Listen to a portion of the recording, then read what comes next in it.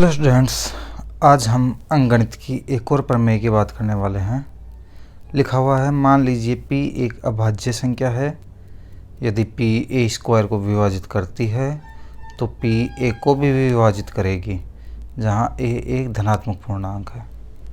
समझिए कहना क्या जा रहा है कि यदि p a स्क्वायर को विभाजित कर रही है, p पहले तो क्या है, एक अभाज्य संख्या है, और यदि यह ए स्क्वायर को विभाजित करती है, मतलब ए स्क्वायर का एक गुणनखंड है, तो पी ए को भी विभाजित करेगी, मतलब पी ए का भी एक क्या होगा, गुणनखंड। और कैसी संख्या लेनी है, पी अभाज्य संख्या। जैसे एक एग्जांपल लेते हैं हम, जैसे मान लो कि अपने पास एग्जांपल है यहाँ पर 36, ठीक है।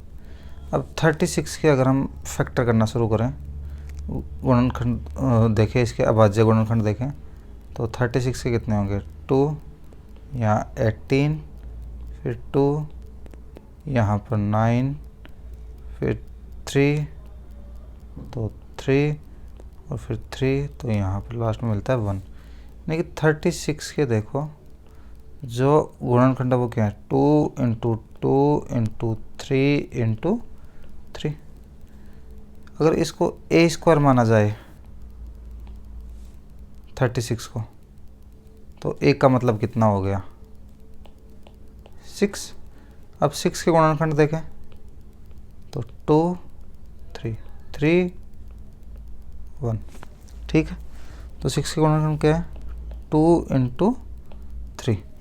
तो यहाँ देखो 36 के जो गुणनखंड आ रहे हैं उसमें क्या क्या संख्या आ रही है, 2 भी आ रहा है उसमें और 3 भी आ रहा है, और 6 के गुणनखंड में भी सेम 2 भी आ रहा है और 3 भी आ रहा है। यानी कि अगर 36 के जो अभाज्य गुणनखंड है वो 2 और 3 है, तो 6 के भी अभाज्य गुणनखंड क्या होंगे, 2 और 3 ही। यानी 36 जिन संख्याओं से विभाजित होगा, 6 भी उन्हीं संख्याओं से विभाजित होगा, यदि वो कैसी संख्या है, अभाज्य संख्या है। एक एग्जाम्पल देख लेते हैं कि जैसे मान लो ए स्क्वायर के जो गुणनखंड है वो है P1, सॉरी, ए के जो गुणनखंड है वो है P1 into P2 into P3, इस तरीके से, ठीक है, और इंटू Pn। तो ए स्क्वायर के गुणनखंड क्या होंगे, P1, P2, P3, और ऐसा करते हुए Pn तक, और फिर दोबारा भी ऐसा ही P1 into P2 into P3, और ये भी Pn तक। इतना समझ में आया। तो ए स्क्वायर के जो गुणनखंड है वो क्या क्या है, P1 का स्क्वायर, P2 का स्क्वायर, P3 का स्क्वायर, और ऐसा करते हैं Pn का स्क्वायर। तो सेम ए के गुणनखंड क्या हो जाएंगे, P1, P2, P3 और Pn। यानी जो गुणनखंड ए स्क्वायर के होंगे वही गुणनखंड किसके हैं, ए के गुणनखंड। और गुणनखंड कौन से वाले, P का मतलब है अभाज्य गुणनखंड, P का मतलब कैसा है, अभाज्य गुणनखंड। तो समझ में आया होगा। जैसे मान लो 81 है, तो 81 के गुणनखंड क्या होंगे, 3 इंटू 3 इंटू 3 इंटू 3।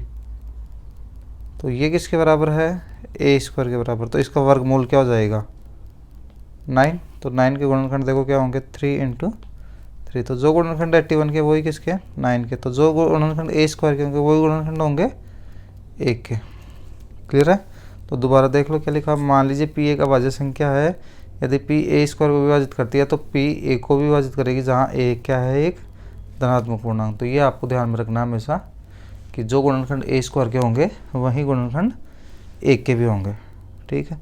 अगले वीडियो में हम अप्रमेय संख्याओं को सिद्ध करना सीखेंगे, उनको प्रदर्शित करना सीखेंगे।